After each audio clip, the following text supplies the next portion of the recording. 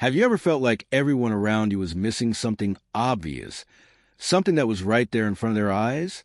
It's like staring at a picture for years, only to realize one day that there was a hidden symbol in the corner the whole time. When it comes to what Jesus said about the rapture, that's exactly where most of us are. We think we've got it figured out. We've debated the timelines, we've argued about the signs, and we've filled books with endless theories. But somewhere along the way, almost everyone missed a single detail Jesus highlighted the most. And here's the shocking part. It's not buried in mystery. It's not hidden behind codes or prophecy charts. It's been in plain sight for centuries. And the moment you finally see it, you'll never think about the rapture the same way again. This detail doesn't just separate theories from truth. It separates who is truly ready from who is simply informed. It's the dividing line between those who will be taken and those who will be left behind. And the twist? It has nothing to do with guessing dates or decoding symbols. It's far more personal, more urgent, and it's already shaping your life right now, whether you realize it or not. So if you've ever thought, I already know what Jesus said about the rapture, I want you to lean in, because once this detail is revealed, your preparation, your priorities, and your purpose will never look the same. This could be the most important 10 minutes of your spiritual journey, or, in this case, the most important 20 minutes you'll ever spend listening. And it all begins with one word, a word Jesus repeated again and again, a word that sounds simple but carries eternal weight. That word is watch. Now, before you tune out and say, I've heard it 1,000 times, let's pause. Because what most people think Jesus meant by watching is not what he actually taught. And once we uncover the hidden depth behind that word, everything about your view of readiness, faith, and the rapture will change. So let's dive in. So let's return to that single word Jesus spoke again and again. Watch. At first glance, it seems simple, almost too simple.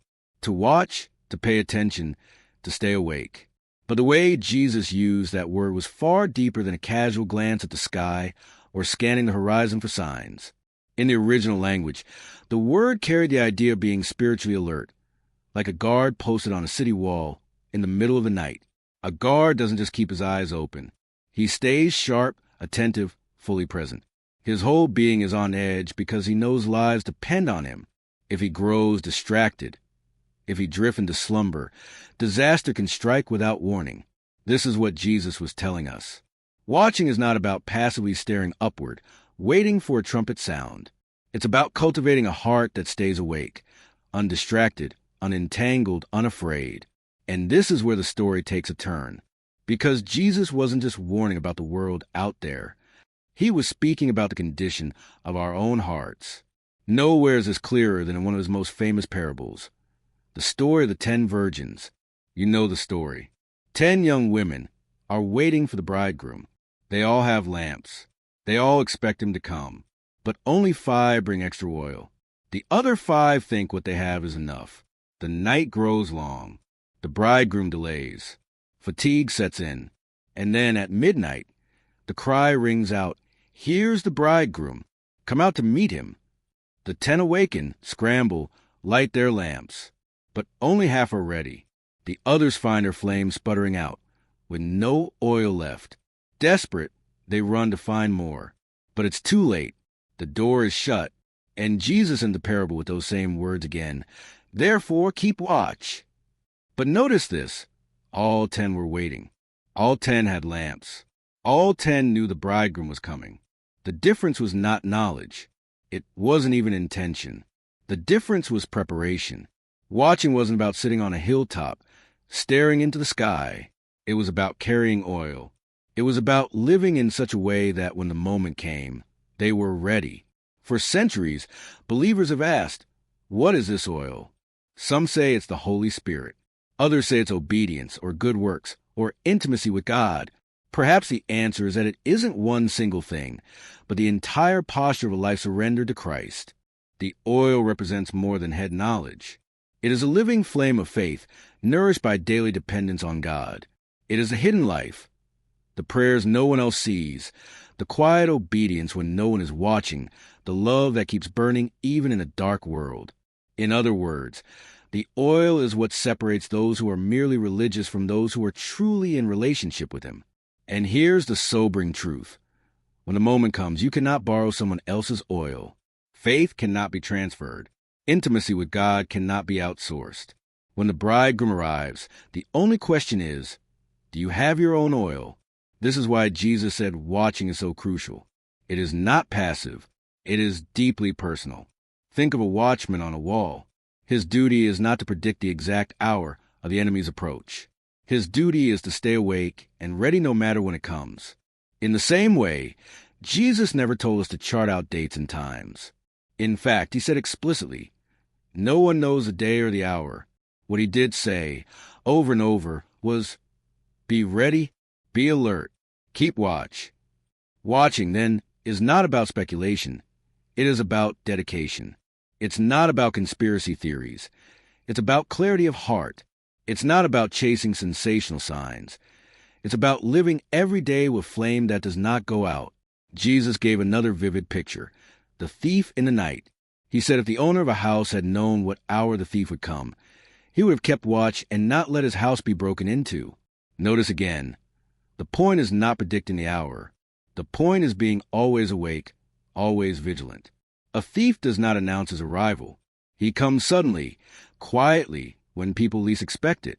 In the same way, Jesus will return at a time most are not ready for. The difference between being caught unprepared or being welcomed with joy is whether you've been watching. But here's where the warning cuts deep, because if we're honest, most of us struggle with distraction. We live in an age where everything fights for our attention. Work, money, entertainment, endless scrolling, constant noise. Our lamps may still be burning, but how many of us are running on fumes? How many of us are more alert to the latest news cycle than to the whispers of the Spirit? How many of us prepare more for our weekend plans than for eternity? Jesus wasn't just warning against blatant sin. He was warning against spiritual sleep, the kind that looks awake from the outside, but inside, the oil is gone. This is why His words are so urgent. Because the greatest danger is not being wrong about the timing of His return.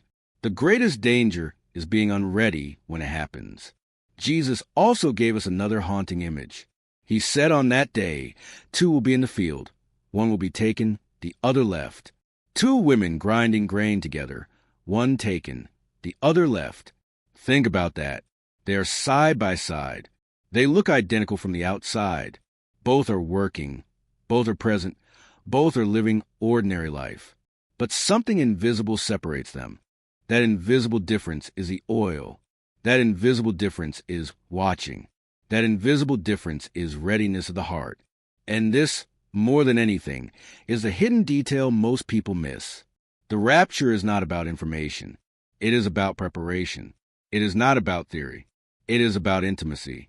It is not about being clever. It is about being awake. So what does it look like practically to watch? It's not about quitting your job and staring at the sky. It's about living fully awake in every area of life. It means guarding your heart against compromise. It means choosing prayer over distraction. It means forgiving when it's easier to stay bitter. It means loving when the world grows cold. Watching means living each day as though it might be the day, not in fear but in faith, not in paranoia, but in peace, because the one who watches is not anxious. They are ready, and when you are ready, the trumpet blast will not terrify you. It will thrill you. Here's the most sobering part. This separation isn't just something that will happen then. In many ways, it is already happening now. The oil in your lamp is being tested in the choices you make today. Every moment you choose intimacy with God over distraction, you are filling your lamp. Every time you surrender rather than resist, you are trimming your wick. Every hidden act of love and obedience is a drop of oil added to your jar. So when Jesus said, "Watch," He wasn't only pointing to the future. He was calling us to live awake now. So let me ask you, if the midnight cry came tonight, would your lamp still burn? Not, do you go to church? Not, do you know the Bible? Not even. Do you believe the right doctrine about the rapture? The question is, do you have oil? Is your faith alive? Is your relationship with Jesus real? Is your heart awake, or is it asleep? Because on that day, The difference won't be how much you knew. The difference will be whether your lamp was lit. Oh, here we are, standing at the edge of everything Jesus told us. The picture is clear. Watching isn't about guessing the timeline. It isn't about cracking secret codes. It isn't about panicking at every headline. Watching is about the oil in your lamp. It's about the flame in your heart. It's about living in readiness today, so that when a midnight cry comes, you rise with joy instead of scrambling in regret. And here's the truth. None of us knows how many breaths we have left. None of us knows the exact moment the trumpet will sound. But every single one of us has this moment, right now, to decide whether we will live awake. Jesus never told us, one day, when you see enough signs, then you can get serious. No, he said, be ready, because you do not know the day or the hour. That means the preparation is not tomorrow's task. It's today's calling. Every delay, every excuse, every moment we say, I'll get my life right later, is oil slipping through our fingers. The most dangerous word in the vocabulary of the unready is later, but the vocabulary of the watchful is now. Now is the time to fill your lamp. Now is the time to wake up. Now is the time to walk in intimacy with Jesus, so that whether he comes tonight, tomorrow, or 1,000 years from now, your flame never goes out. But let's be clear, this isn't about living in fear. Watching is not about anxiety. It's about anticipation. Think of a child on Christmas Eve. They don't dread the morning. They long for it. Their excitement keeps them awake, not their terror. In the same way, our watching is fueled by hope. We are not waiting for an ending. We are waiting for the beginning of everything we've longed for. We are waiting for the bridegroom who loves us more than life itself. We are waiting for the one who laid down his life to make us his. And when he comes, there will be no more tears, no more pain, no more night. Watching is not just discipline. It is delight. Still, Jesus' words remain sharp, because the tragedy of the foolish virgins was not ignorance. It was assumption. They assumed they had enough. They assumed there would be more time. They assumed they could borrow what they lacked. And many today make the same assumption. But the door is real. And once it is shut, it is shut. So if you hear his voice today, don't harden your heart. Don't push it off until tomorrow. Don't say, one day I'll be ready. Because one day, the cry will come. One day, the trumpet will sound. And on that day, the only thing that matters is whether your lamp is burning bright. So maybe you're asking, where do I start? Start here. Fall on your knees. Tell him, Lord, I don't want to be asleep anymore. Wake me up. Fill me with oil. Keep my flame burning. Teach me to live awake. It's not about perfection. It's about posture. It's about leaning into his presence every day, moment by moment, step by step. And the beautiful truth is this. If you draw near to him, he will draw near to you. You don't have to face the midnight cry empty-handed. You can live ready. You can live awake. You can live with oil in your lamp.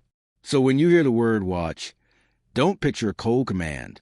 Picture the bride waiting for her groom. Picture a flame burning steadily in the dark.